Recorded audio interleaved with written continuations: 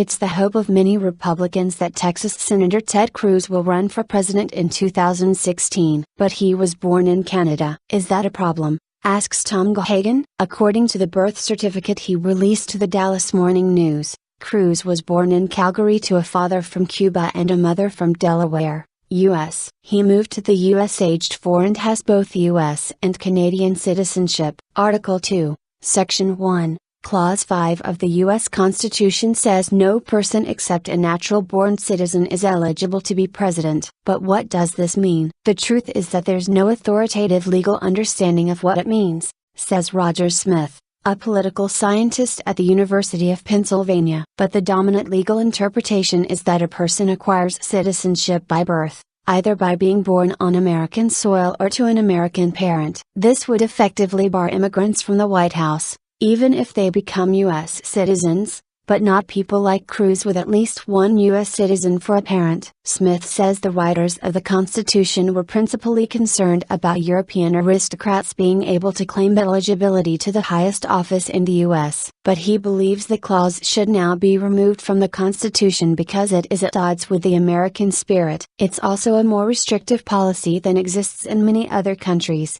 including the UK and France. One of the founding fathers, Alexander Hamilton, would not have been eligible to run because he was born in the West Indies to foreign parents, although he never sought the office. But for some that have, the natural-born requirement has been put to the test. Democrats were quick to point out that Mitt Romney's father, George, was born in Mexico when he ran for the Republican nomination in 1967, although his eligibility had not been seriously questioned by the time he handed the crown to Richard Nixon the following year. When John McCain did win the nomination, the Senate passed a resolution stating that he was a natural-born citizen, having been born on a U.S. military base in the Panama Canal Zone. There was talk of amending the Constitution when Austrian-born Arnold Schwarzenegger was at the peak of his popularity, but it didn't last long. If Cruz does run and win his party's presidential nomination, he probably won't provide the country with its first Canadian candidate. He has announced he will give up his Canadian citizenship,